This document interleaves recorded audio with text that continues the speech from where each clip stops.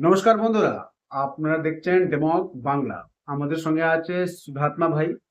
সুধাত্মা ভাই, মোথা বাড়িতে যে ঘটনাটা ঘটেছে, যে সুপ্রিম কোর্ট জজ, যে উনি যে জাজমেন্ট দিয়েছে যে পুরো ভারত থেকে ওখানে আসবে হাই প্রোফাইল, ছোট মোটো এমপ্লয় না, ছোট মোটো ওয়ার্কার না, একদম আইএস লেভেলে যে ওয়ার্কাররা আছে গভর্নমেন্টে, ওরা যাবে।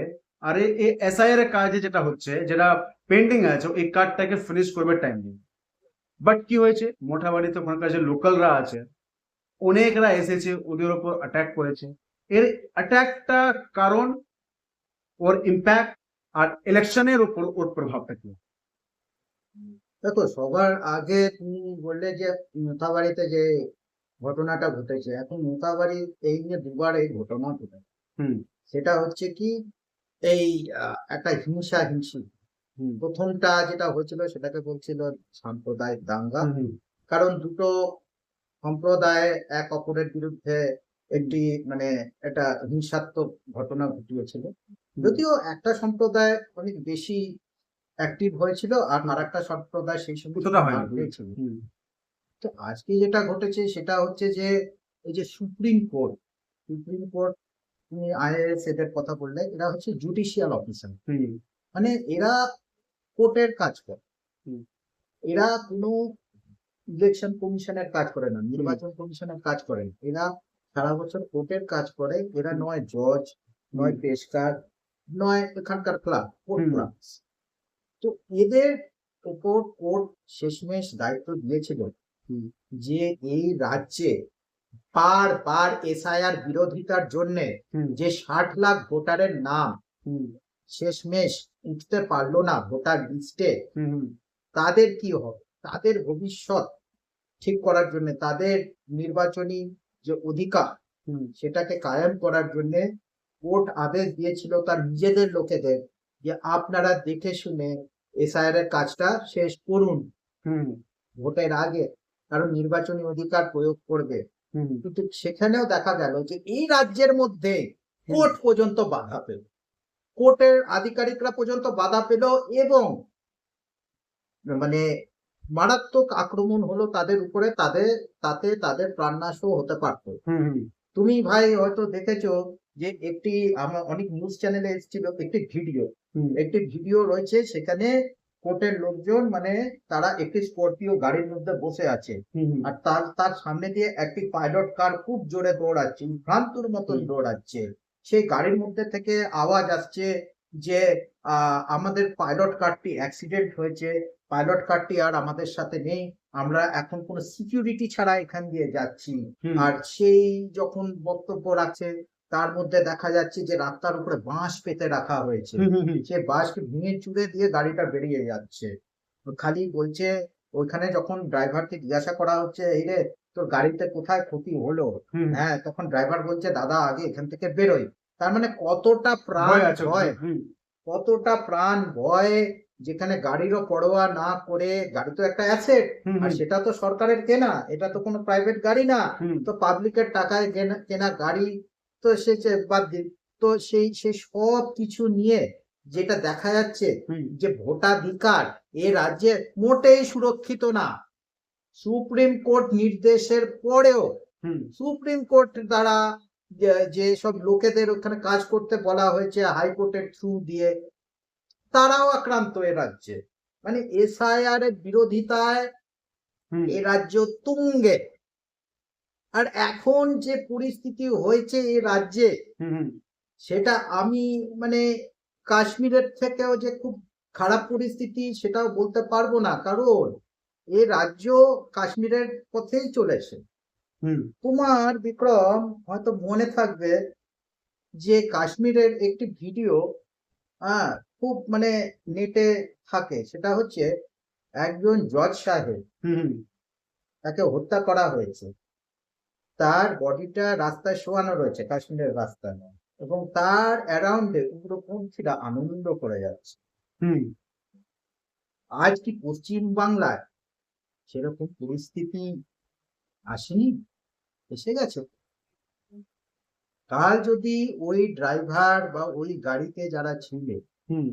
তারা নিজেদের মনের জোরে ওই ভিড়ের মধ্যে থেকে খুব দ্রুত গতিতে বেপরোয়া ভাবে গাড়ি চালিয়ে না বেরোতো, তাহলে হয়তো আমরা দেখতাম যে জুডিশিয়াল অফিসারদের মৃতদেহ মোথাবাড়ির রাস্তায় পড়ে আছে এবং তার চারিদিকে হুম এই যে জনগণ যারা এই এসআইআর কে মেনে নিতে পারছে না, তাদের নিজেদের স্বার্থের জন্য তারা হয়তো মৃত্যু করে বেড়াচ্ছে। এই ধরনের পলিটিক্যাল টেরোরিজমের মধ্যে পশ্চিমবঙ্গ এখন রয়েছে। এই ধরনের রাজনৈতিক উগ্রপন্থার মধ্যে দিয়ে পশ্চিমবঙ্গ যাচ্ছে। এইখানে কাশ্মীরের যে অ্যাকশনটা নেওয়া হয়েছিল সরকারদের পক্ষ থেকে, হুম সে অ্যাকশন যদি এইখানেও ঘটে বসে, তাহলে এইখানে তাজ্জব হওয়ার কিছু নেই।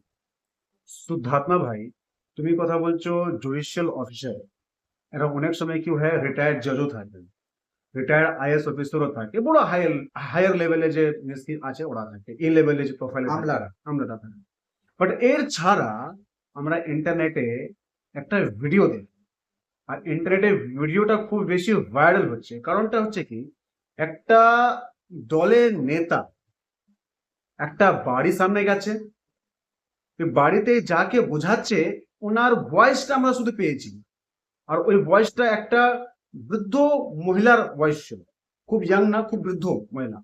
আর আশেপাশে প্রায় 50 জন ছিল, যে ওই পার্টিকুলার পার্টি ফ্ল্যাগ নিয়ে দাঁড়িয়ে আছে আর বলছে যে ভোটটা কিন্তু এই দিকে ওই দিকে যাবে না, কোন দিকে ভোট যাচ্ছে আমাদের কাছে খাতায় রেকর্ড আছে, একদম ওইদিকে না ভোট, যদি প্রয়োজন পড়ে আমরা এসে বাড়িতে রসগোল্লা আর ছেনা, ছেনা আই থিঙ্ক বলেছিল, ছেনা দিয়ে আসবো, কিছু করতে হবে না।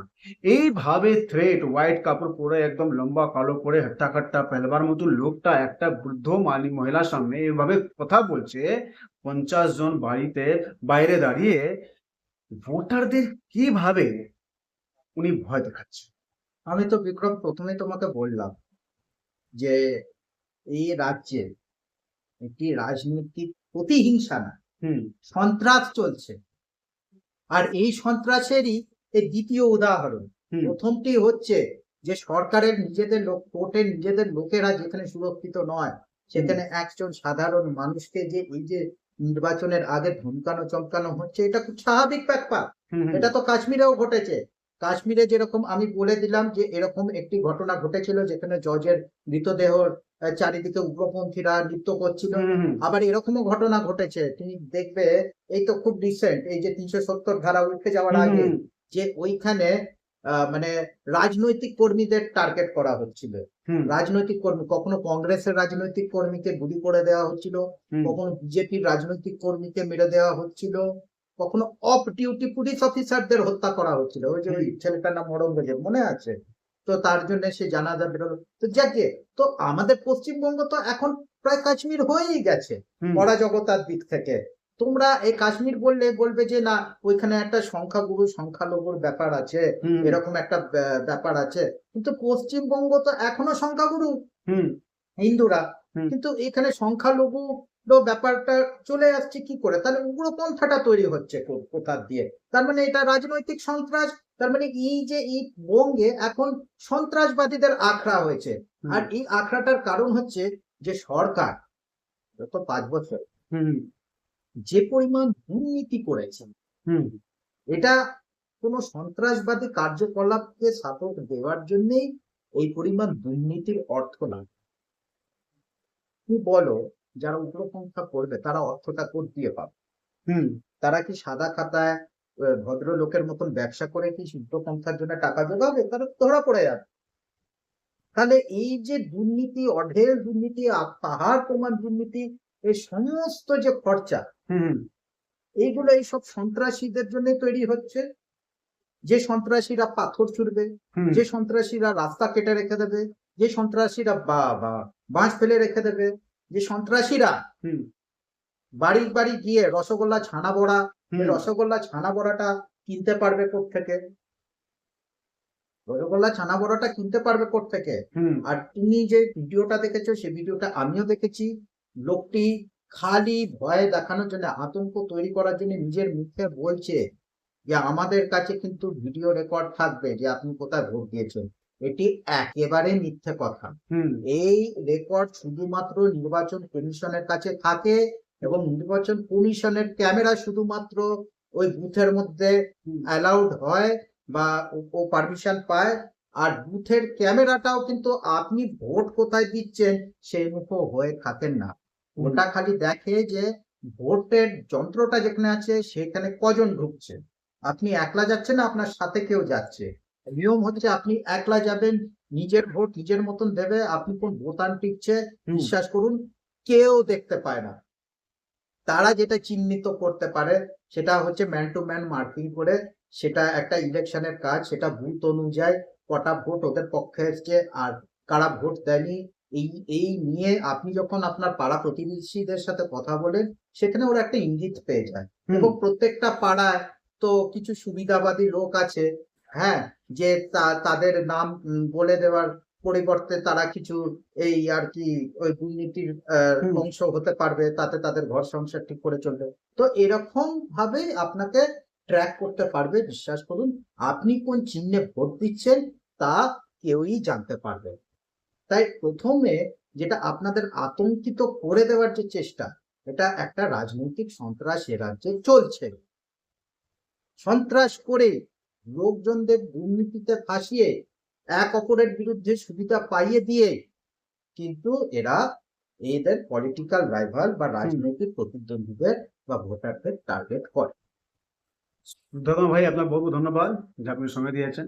বাট এছাড়া আমাদের যে ভিউয়ার আছে ওদের জন্য একটা প্রশ্ন, আপনাকে তো প্রশ্ন জিজ্ঞেস করলামই করলাম, আমাদের যে ভিউয়ার আছে ওদেরকে জিজ্ঞেস করছি যে এইবার পরিবর্তন কতটা ইম্পর্টেন্ট, এবার কি পরিবর্তন দরকার আছে কি আছে না, কারণ এটা ভারতীয় জনতা পার্টি যিনি বলছেন পরিবর্তন চাই বাংলা, এটা কি সত্যিতে চাই? কমেন্ট করবে। আমি একটা হুম ব্যাপারে বলে নিই যে আমরা কি এই সন্ত্রাসকে সহ্য করতে থাকবো? এই দুর্নীতি এবং সন্ত্রাস এই দুটো তো একই একই বৃন্তের দুটি পিছু। হুম তা আমরা কি এই দুটোকে সহ্য করতে থাকবো?